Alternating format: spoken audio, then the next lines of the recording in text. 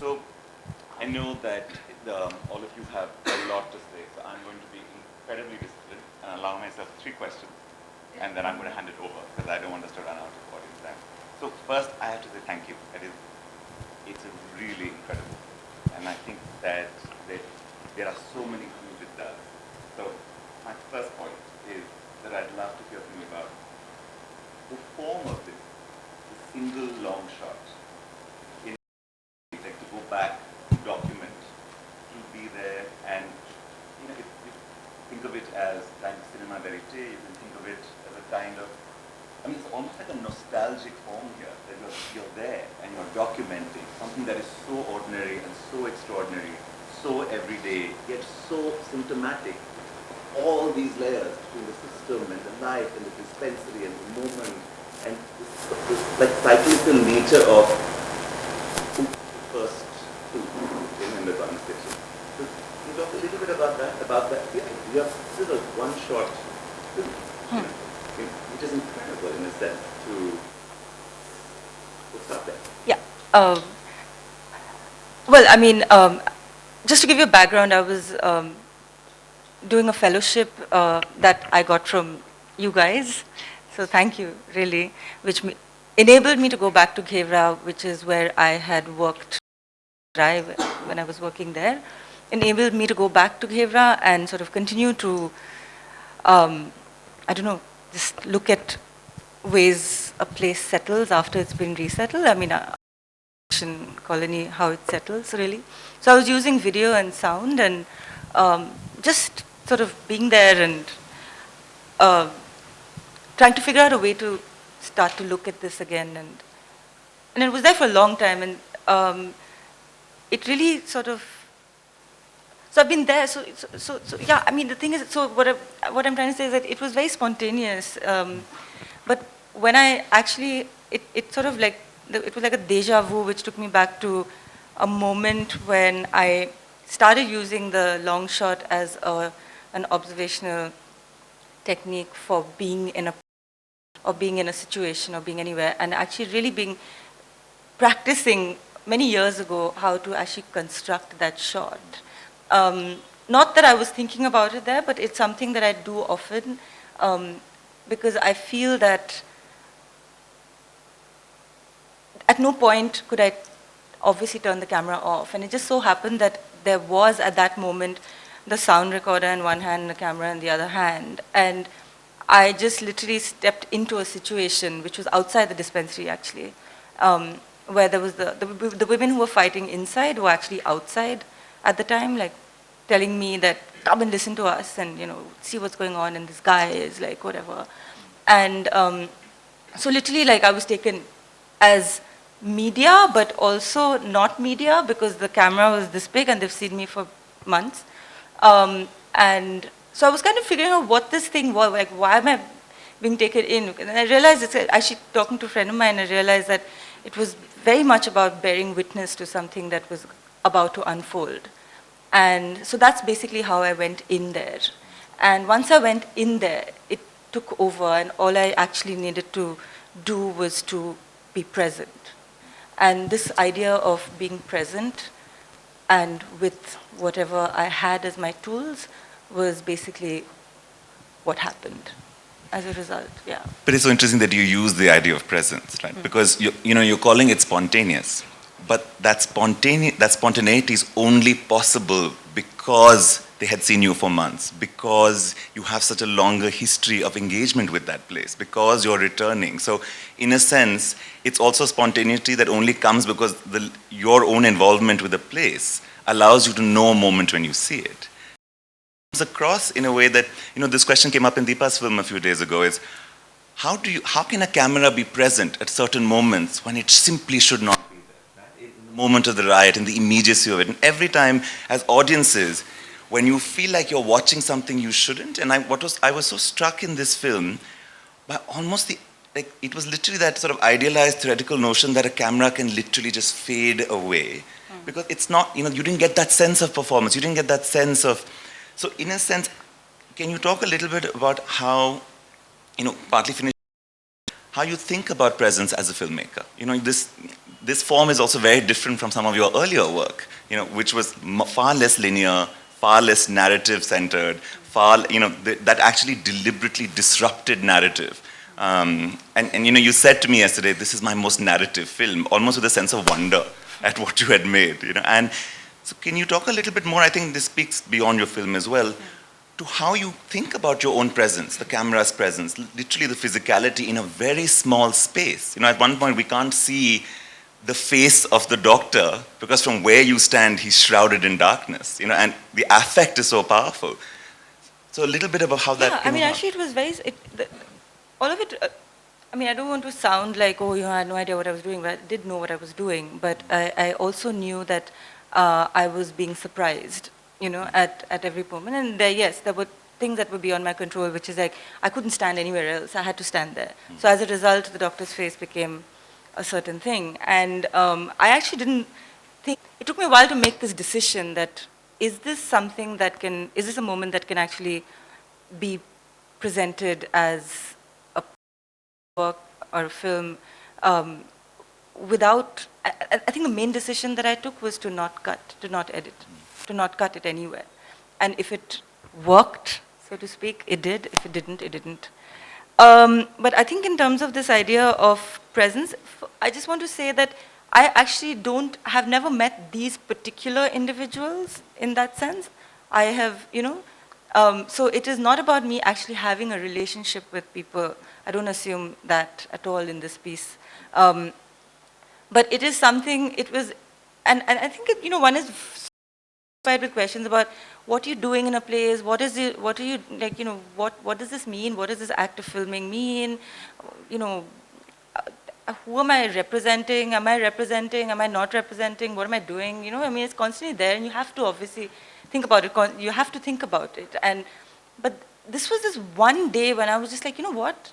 This is my work, and I'm just going to be for this moment, and it was fine. No one's judging you. You are judging yourself a lot of the time. And when if you know me, you know that happens quite a lot. But the thing is, but I think what unfolded was very much, in fact, I was talking to somebody about it, and he said, oh, it's a single take. I said, yes, it's a single take. And he said, is it a real single take? Because the BBC does this as well, where there's like 400 takes, right? And then you have a single take at the end of it, or whatever. And whatever, it's also not a new thing. It's like, at the very heart of like cinema verite practice, which is learned, and I was extremely struck by, and it's the only reason happen often. It doesn't happen often at all, and there are just very few moments when I can say that there has been a documentary that has come out. I don't think it's happened to me in years. So I'm not if I'm answering your question at all, but I don't know what.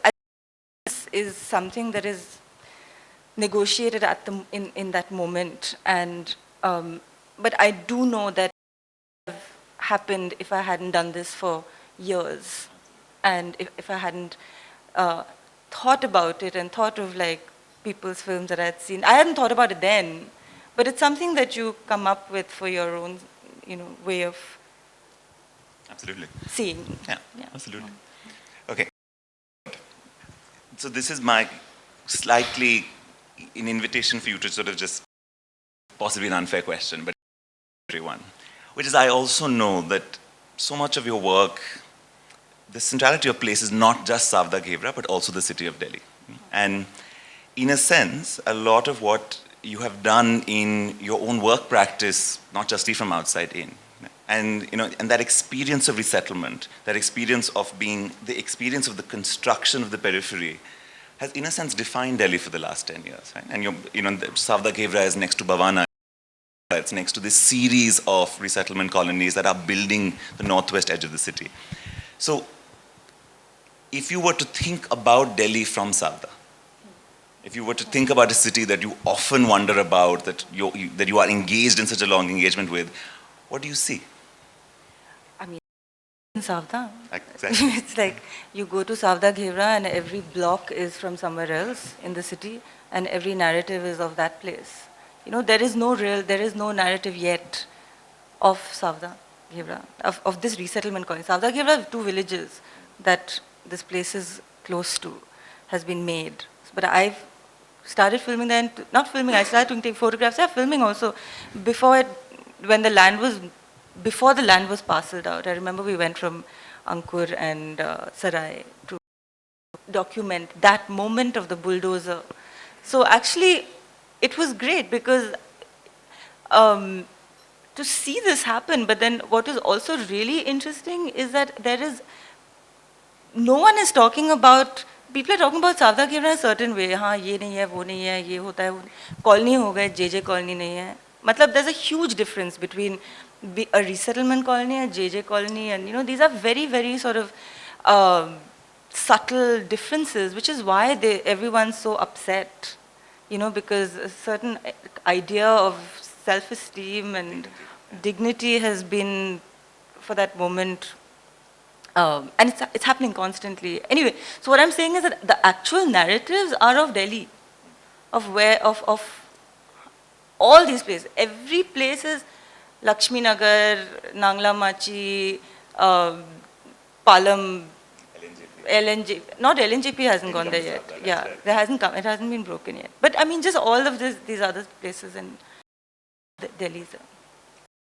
Okay. Okay, I have like 80 more, but I promised I'd be disciplined, so I am going to be. One here, then one here, and then. So, fantastic. Thank you for making and sharing it. So my question is, taking off from where you just left, in terms of the context, you said that it was a certain type of resettlement and there's a certain context to it. When we actually left the room, I was starting to become really interested in where is this place, because I have no clue about Delhi and what is Savda-Ghevra and all of that. At any point, did you think that you needed to contextualize this kind of a parlor drama in a sense and show where this is happening and the kind of context that you gave? My question is also coming to, as a documentary maker, how much do you want to contextualize? Okay, so I read recently that in this Tarkovsky's Sculpting in Time quote from the internet, not the book necessarily, that you don't have to explain, you don't need to feel the need to explain to your audience. You just show them life, and from within it they will assess and analyze it. So that was something actually that was very central to how I was possibly thinking when I was looking at the material. So no, of course there is a need to contextualize, but I feel like it happens within the room. I don't think I needed to leave. I don't think I needed to show you an image of Savda-Ghevra. It looks like anything else in many ways. We all know what these places look like.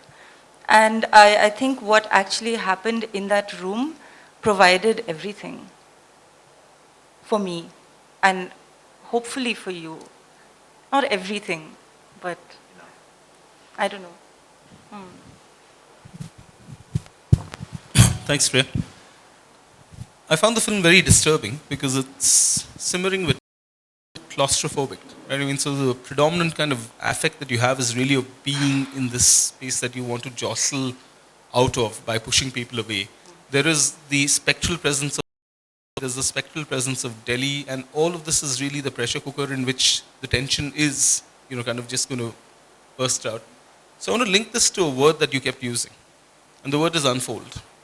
You kept saying that, you wanted to see how things unfold, as a documentary filmmaker there. And I want to know how you think of this idea of unfolding, because what does an image unfold from? Right? So there is, this entire claim that for something to unfold out of, it's contingent. There's a danger of it not unfolding, being enfolded into the form. And I'm curious about how you thought of the relation between the form you've chosen, which is that of the long take, and the possibilities of something unfolding of it being enfolded within that form. So. Well, I used unfold, I think, probably in retrospect, because while I was there, I was actually not necessarily, I wasn't very sure of what was going to happen, and so one wasn't actually or sort of like predicting a situation. But it's also a situation which out of either. You know, so it's the impulse could be leave this, let it happen on its own, and why am I here, you know, looking at this? But for whatever reason at that moment, I decided to stay. I decided to not leave the room. This idea of something then, but the question also was, when do I leave the room? At what point did one actually step out? And I realized that those decisions were in the form itself, that had to be there in the film, not as something that I'm saying, acha, now I will go, but to step out and then not show the outside. I don't know. You see, I'm not sure what this. I'm not sure if I'm answering your question at all. But you know, this when something's happening and to be there and then be like, because what I mean, my only thoughts at that point was like, who's speaking? I'm not even sure what they're saying at this point. I don't know what's going. You know, Savita ji saying something. Savita ji comes in. So the only thing that you're guided by on the one hand and speech on the other. Then you're trying to think, oh, you know, but I have learned that you don't always pan each time someone talks. So there's a sort of like simultaneous things going on, whereas there's me responding to the situation that actually spun out of control in some fashion, and then what do you do? So I mean, I totally get that. And then when I was looking at this, so I stepped out of this and I was just like, there is something that happened there. And I need to figure out what happened. And I think in that figuring out that I walked in, I walked out, and something happened inside, which was what you saw, I suppose. But yeah, I'm just talking in terms of like the kind of thoughts in my head at that moment, but I'm not sure whether I've answered this question about unfolding, actually. You know, and I'm going to take one from Deepa, and then Namita, then 1, 2, 3, 4, 5. And while the mic goes, I'm going to cheat and say that it's also the, you know, that instinctive method, this question of sound and image, that one of the explicit purposes of some of your earlier work was to break this easy connection between sound and image, and that it was this constant sort of, you know, in sense, I'm also thinking about how your instinct is responding to that in terms of your own practice. Deepa. No, I really want to thank you for this film. I think for me it was a fantastic form of documentary practice, which I'm so happy to see has come back. I really like to say that, because I think in the last 15, 20 years, we've been so busy. Somehow it's become not discredited, but is that enough? You know, can you trust your material enough? Is that enough to make a film or have a film? And also I'm not going to address what you're saying, but some way to talk as a practitioner. I think the thing is when you're, I mean, you really took this form and you just ran with it, you know, and that's what I think is brilliant, because there's a thing where there is the tension. It's like an incredible dance, you know, where you're connected with what's going on and yet you're moving. It's like a third player the whole time. You're part of what's happening, and the fact that you don't quit. You know, you don't stop, or you don't reframe, or, you know, there were so many things that you were doing, which was, I mean, the fact that, were you reframing? No, I was reframing little in bit, that every time I panned to somebody else, I had to. But pretty much frame it was, the- and also I think the what do you call it, the extreme thing of being in that one fixed point also gave a certain fantastic, I don't know, I think just that position, this thing of distance and intimacy, that you didn't move with the camera, which is also things that you could have done, many things that you could have done, which you didn't do. And I think the restraint of, and yet being sort of emotionally completely, you know, there. So yeah, I'm just thrilled. and Thank you, Deepa. Ecstatic, and I just wish it really makes me feel very energized about, why have we, why have we stopped, for example, just being in a space or being with people or just waiting, just to see what happens, right? No, is it hard or is it ourselves don't, we're doing camera edits, and in our heads and thinking, okay, this is enough, I've got it, I've got, I don't know, what is... Sorry, I'm just going to keep moving. I have just a very quick response from Sulvi here, and then I'm going to go to the back over there, and then I'm coming back to the front, and then I'm going to go to you, and then I'm going to go there. Okay. Yeah, I'll try and make it really short. I want to add on to what Deepa said. In the past couple of years, almost the last decade, I've become extremely uncomfortable with the observational mode of filmmaking that has sort of overwhelmed even the international market. And I suddenly realized that though you have taken the observational stance, unlike what is happening, the current trend is to make it that human interest story where I get connected to a person. Here you have gone back to the old Wiseman style of being the fly on the wall to let processes unfold. So that very, very sharp political understanding of how things play out, how systems work. So that it's not about the doctor or not about anyone else. And it was such happiness for me, like Deepa said, to go back to that, because I personally now am so critical of being a fly on the wall precisely because I'm scared a human interest story will unfold, and I'm really anti-narrative these days. That's all. So thank you so much. Thanks, Olivia. Someone has the mic at the back. I can't see you, but go ahead. Yeah, actually this is kind of connected and people are already talking about it, but I wanted to kind of come back to this question of context and how the audience had just processed this, because I also found this a very disturbing movie, and situating it in a context makes it really disturbing. But I also felt the impulse to laugh, and I heard a lot of people laughing. And for me, the laughter has to do with seeing some kind of stereotype unfold without the context, without that kind of seeing that this is a pressure cooker, and these are like daily kind of explosions that happen in people's lives that are really significant in their lives, but we somehow sitting here end up taking as funny. So anyway, kind of coming back to that context and how you see, how will most people process this? Because I processed it as very disturbing.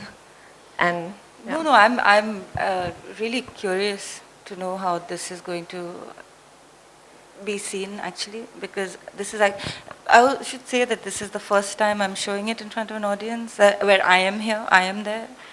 So it's great for me, because otherwise I've just seen it 15,000 times and wondered how it will play itself out. And yeah, I don't know about the humor. I mean, the humor is there. The humor is there for many reasons. It's familiarity, it's knowing what the situation can be, it's nervousness, it's like discomfort, it's many things. It's about this doctor who is caught in this system. It's about Savitaji, it's about random conversation that you make to get through a situation. I'm not sure why. I laughed, of course. It's funny, but it's not humorous, I suppose. I'm not sure. I mean, like, yeah, if anyone has thoughts about the humor, it'd be, I mean, I don't know. It's just. I'm going to put Namita here. So I think, there's very much, laughter is a response that, as you said, just stands for so many things. But there's, in at least being in part of the audience, for me, it's exactly that sense of cauldron, because you're aware that at any second, this could entirely alter. Would his hand raise? Would violence break out? Would this happen? Because at every time someone said something that seemed so bald, you kind of laughed because you were like, you can't just say that because this could make that thing happen. We're at the edge of that the entire time. So for me personally, very much of that sense of discomfort. It's very much about the language, right? About language of control and power and privilege and discrimination. Yes, I'm going to go to him and then I'll go. Okay. I like the film, but Thank you. I'm going to use this opportunity to talk about what the film is about rather than the form, because I'm actually really curious and possibly to a bunch of people who do work on public health. So, the first thing that that's kind of a question that perhaps is a little unfair would be like, what is the context of other kind of health systems that would be in the area? And I'm just curious in the sense of, this is a dispensary, it's a place where you go with a cough and a cold and things like that. It's not emergency in that sense. And I was struck by the fact that you said something about dignity, and when you were talking, and in that sense, I was curious as to why that is the issue, because in a lot of other contexts, the issue is I'm not getting the medical help I need. And a lot of dispensaries turn you away, for instance, without medicines and stuff. Like they give you a prescription, they're supposed to give you medicines, but they don't do that. So I was curious about this thing about the dignity that you're talking about. And, but don't answer the question about the government hospital and the system. I mean, I think that's later and you can talk about that outside of this. No. I'm not, okay. But the second thing that I wanted to know was, did you get convinced by the doctor? Because there is something in that moment when he says it's not him, there's a systemic problem, that I almost said, okay, maybe he has a point. And he is, and I'm not saying, as in, there is a huge systemic problem. It's a dispensary, is it private, is it government? What are those other factors? Well, just to say that the government dispensary is actually only for this level of problem. There are no hospitals in the area because the hospitals have not moved. So there's certain things that the resettlement colony has and certain things that they don't have, right? So the hospital is something they don't have. They have the government dispensary. It's open from 8 to 1 every day. And they have doctors who come in and out. The other thing is that there are the Bengali doctors who are the ones who prescribe and the ones who see you for extra cost. And they're also called the hacks, but they're not necessarily. Some of them are fine. You know, so this is sort of the context of health that exists in this place. But a lot of the time, in a lot of these narratives, people constantly give you an example of how far they need to go to the hospital. Earlier, when they lived in the city or near the city, because Ghevra is very far, it's about 50 kilometers away from central Delhi. It's connected to the metro now. There's a lot of things happening there. It's not an island, none of that. But so that, you know, there is a story each time about, you know, someone needed to get to the hospital and something happened. So there is a distance. There is constantly a distance from the city that is spoken about in terms, and also in terms of health. The thing about dignity, the doctor mentions it all the time. He's like, if you damage my self-esteem and my self-respect, I will react. He says that. Before I went into the dispensary, and which is something that is not there, this idea of like, you speak to me badly, right? You don't speak to me right. You don't, Janu, we came in from outside, so Janu was like, you know, they're complaining that you actually don't talk to them properly. Okay. And why are they complaining that you haven't talked to them properly? Because a conversation that happened before, and I didn't think it was relevant to show that because really I didn't want to focus on in the film, was that we are no longer, we are colony people. We live in a colony, and it's a very big difference from living in Jhuggi Jhopri, in a slum, in a place from where we've been evicted. So you need to recognize that fact. So, you know, so it became for me, so much of that was this sort of trying to follow the empathy that was present. And yes, I was completely convinced by the doctor. He's absolutely right in many ways. He has a lot of prejudices, of course. He hates these people in many ways, in all ways. He's powerful. He's saying so. He's like, you know, here I am. Who are you? How dare you say that you will teach me manners? I mean, you people who don't pay at what he says. The levels to which he goes to maintain that position that I am where I am because I am studied, I've been educated in a certain way, but I'm also part of this really terrible system. So but the NGO. That's a So so just to come to the NGO story, that NGOs come and go. This is seen as a site for social experimentation, and NGOs come and go, so no one really takes NGO seriously at one level. NGO takes itself very seriously, NGO mediates, and NGO walks out and does whatever. And NGO, Savita ji has been there for a long time. I do want to say that. Savita ji has, yeah. Her presence But in Ghevra. Savita ji is different from NGO. Correct. Yeah, so that was very evident. That was a really good movie. The one thing which I liked, the frame was, you had kept the camera still and you just were panning wherever it was required and not like you were running around with the camera. No, I couldn't. Also, but I couldn't also. When did you think that there can be a document? And when you started off shooting, like when you were asked to come in and when people find, with the psychological barrier, like when anyone with a camera looks like a media guy. Yeah, except the camera is like the most kind of More like non-threatening they can thing. carry anywhere they go.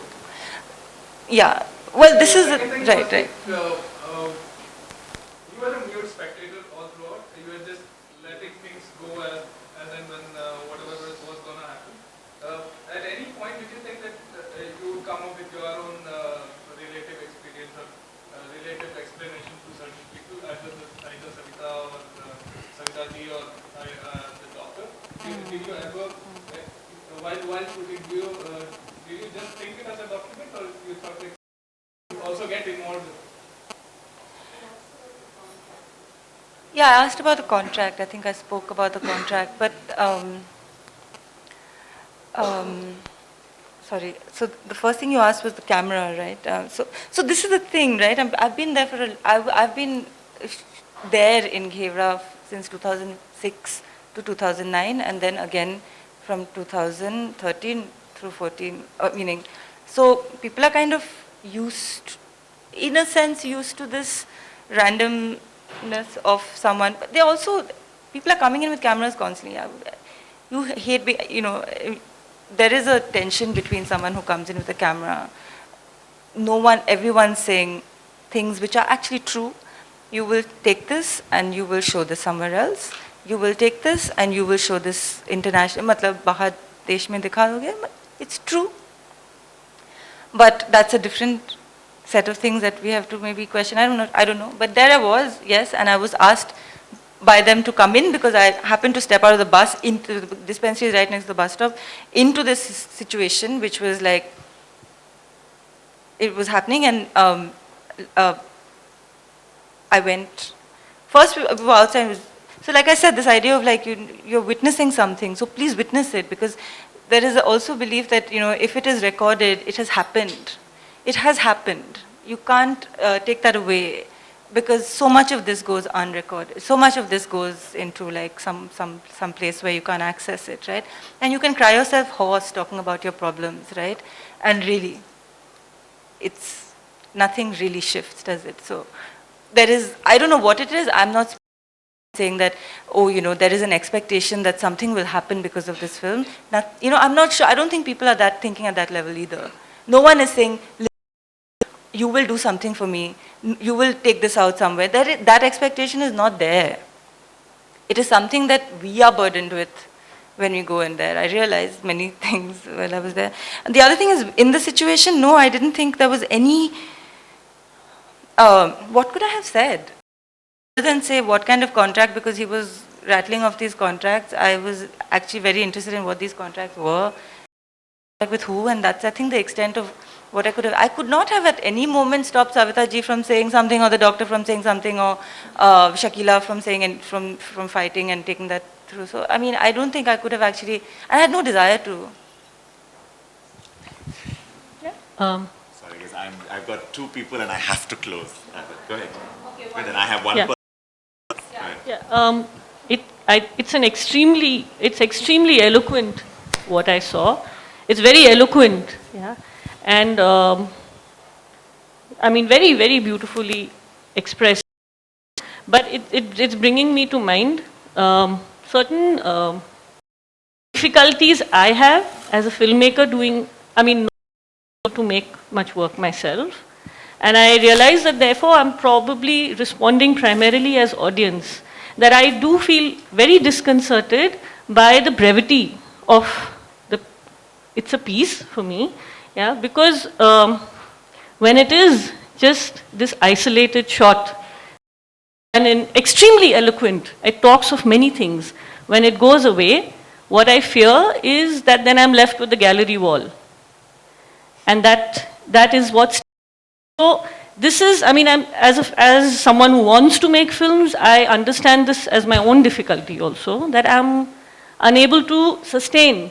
But from films that I have seen, that have spoken to me as audience, I think that the ability to sort of hold that gallery wall till I cannot remember that wall, but I have to keep somehow engaging with that image that is moving on it, is something that, so I don't know the answer, because this is something I think I'm trying to articulate because of this piece. I'm trying to understand what I've thought of when, looking at video in gallery spaces, I cannot say this or that or the other, and I have done very little of it myself. But this is something that, because it occurred to me, I'm saying it. So it's extremely eloquent, and it really speaks to me as I see. But this is my fear, and I felt it about one or two other pieces by some artists whose work I really like, that I fear that now, as audience, not even as an anxious filmmaker, I think, that I'm faced with the wall. Yeah, okay, no, that's great question, Hansa, so really thank you. Because, no, absolutely, you're absolutely right. But just to say that actually, if you noticed, I said that this is part of a series, the Savda-Ghevra video series 2, which 2 is mythical, or not really, first one is photographs. Second, so it's part of a series, and the reason I'm saying it's part of a series, and I'm insisting on the fact that it's part of a series, is that the other videos in this series are yet to actually be framed. This has just been framed, like it's been put together, it's been subtitled. So the other videos that I think go with this are there. That's the one thing. The second thing is that I also, in fact, I was just talking to Gautam about precisely this, is that I don't think I can actually ever show this film. I don't want to show this film as a standalone piece in anywhere. It will always be part of a film festival, certainly, and I haven't thought of the other ways in which it is going to be screened, other than in Ghevra. So in Ghevra, Janu, who you saw in the video, so Janu and I, we've known each other for very, very long, and we've thankfully continued to work, somehow managed to keep working intermittently together. But he is opening what he calls, he wants to open a screening space in Ghevra called Ghevra Talkies. And so in Ghevra Talkies, we're going to show this, obviously. And he has a DVD, and we're going to show all the rest of the videos that go with the series, and keep that as an open, and also show whatever films that he wants to show there in any case. But no, this was absolutely, and I think it's a good thing when you have to consider these things. And I would be, yeah, I mean, I would actually really like to know and decide where I want this film to be in, and as arrogant as that may sound, I think it's very important. So. Let me just really quickly add that the context of the collaboration that Priya was speaking about. One way she did this, that this is also part of work that she's produced for us to teach here. Because, I mean, you imagine in terms of framing, so it's part of a body of sound, of still photographs, of videos, not this film in this form, but other work around Ghevra. Because part of what we had asked Priya to do for us is to give us a way to get our students to experience what we can tell them empirically. And there's no other way to do that through here. And in that sense, in one sense, what will become public is her teaching note on how she would use this to teach towards certain kinds of ends. So there are, all these other ways in which, just about that translation as well, in addition to the context of the screenings and the work, because it allows you then to think of that and think of just think of the layers that you can unpack with this in that sense, which then allows you to move with it and work with it and not be left with that moment. let me thank you so much for the film, for the conversations, for the questions. We come back at 2:30, and please, one more. A round of applause. Thank you so much.